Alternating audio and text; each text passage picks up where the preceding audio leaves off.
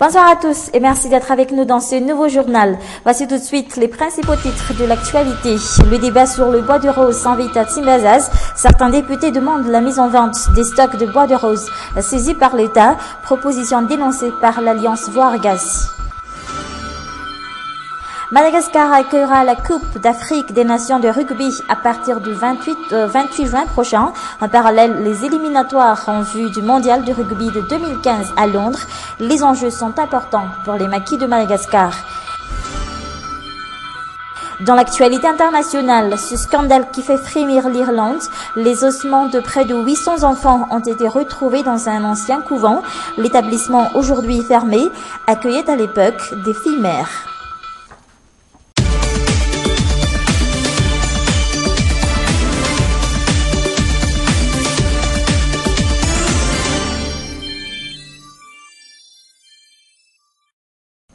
C'est parti pour 2 jours consacrés à l'environnement à l'occasion de la Journée mondiale de l'environnement, marquée tous les 5 juin dans le monde. Pour Madagascar, le thème « Élevez votre voix, pas le niveau de la mer » a été choisi. Des manifestations se déroulent depuis ce matin dans l'enceinte de la gare Soarane, sous l'égide du ministère de l'Environnement. Et le débat sur le trafic de bois de rose s'invite à Timbazaz. Une partie des députés demande la mise en vente de tous les bois de rose saisis par l'État pour arriver à un stock zéro. L'idée ne fait pas l'unanimité à l'hémicycle. Les associations œuvrant dans la protection de l'environnement, eux, y voient aussi un moyen de renforcer encore un peu plus le trafic. Reportage.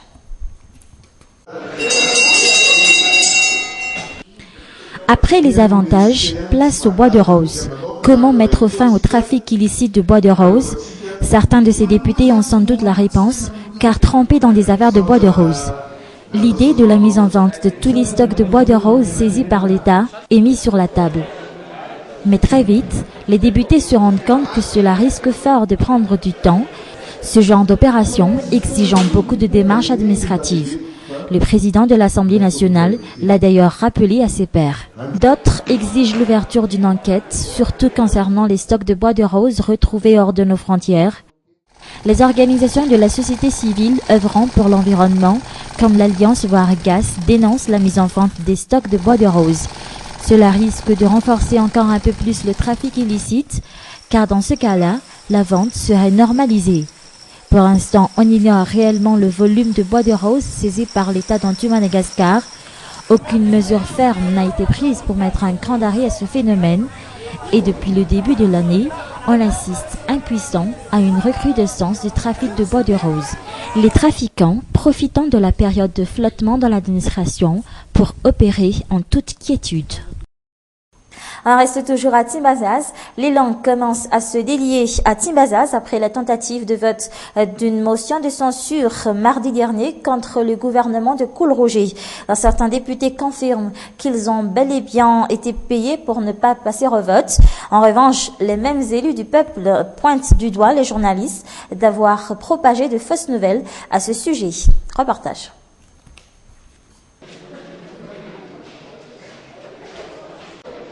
Sur le tableau, on peut voir le programme de la journée d'hier, adoption de l'ordre du jour en séance plénière. Mais à l'intérieur, les avantages des députés sont au cœur du débat.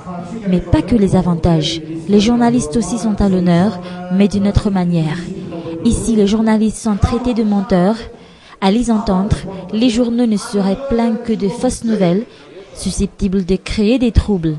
Ces élus ont même franchi la limite en apprenant aux journalistes la manière d'exercer leur métier. À l'origine de ce coup de gueule des députés, la motion de censure, devenue monnaie de change pour faire plier le gouvernement lors de leur réunion d'hier. Ils auraient été grassement payés et en échange, plus de motions de censure. Informations relayées par l'ensemble de la presse locale. Pourtant, elles ont été confirmées par un des députés présents dans la salle et qui a été hué par ses pairs ayant divulgué en public cette affaire.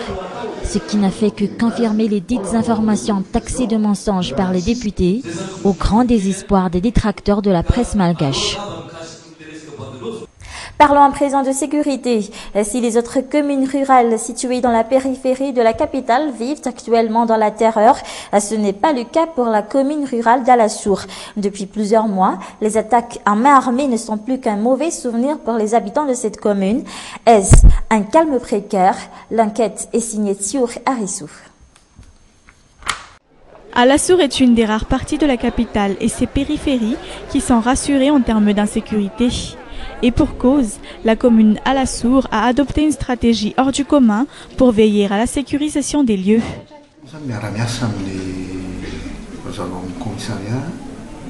La police nationale ainsi que la gendarmerie nationale travaillent ensemble. Mais il y a aussi l'Anjmas Puknul ainsi que les comités de sécurité des structures gérées par chaque Fuknul.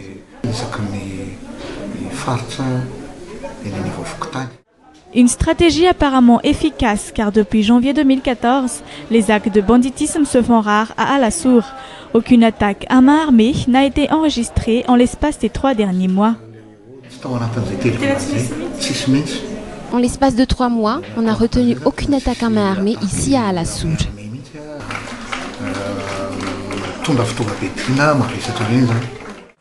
La police et la gendarmerie nationale œuvrent ensemble dans cette mission de sécurisation de la commune. Pour ce faire, ils ont adopté une méthode des plus simples.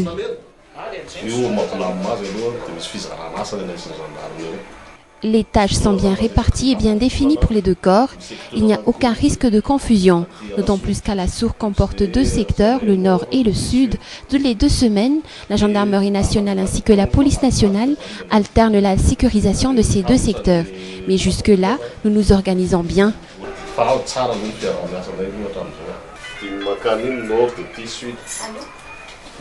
Vous voyez comme sur la carte là, nos tâches sont bien réparties en fonction des secteurs.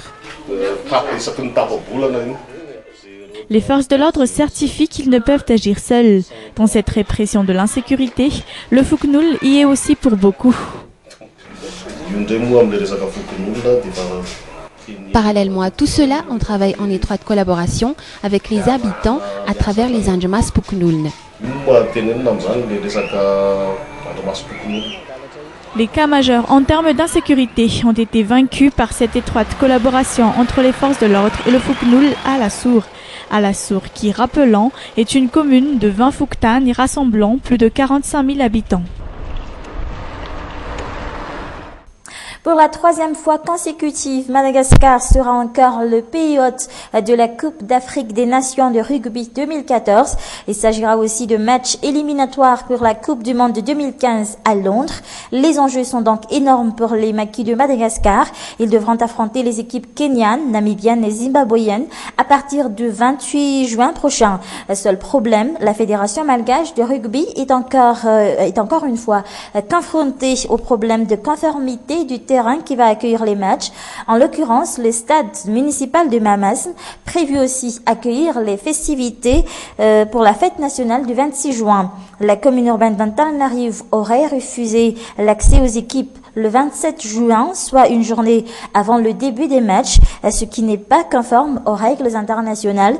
Des menaces de sanctions pèsent donc sur Madagascar émanant de l'IRB. Les explications de Coralie van der Berg, directrice des opérations à la Confédération africaine de rugby, actuellement en visite à Madagascar. Il va y avoir vraiment un gros coup de projecteur sur Madagascar pendant cette compétition.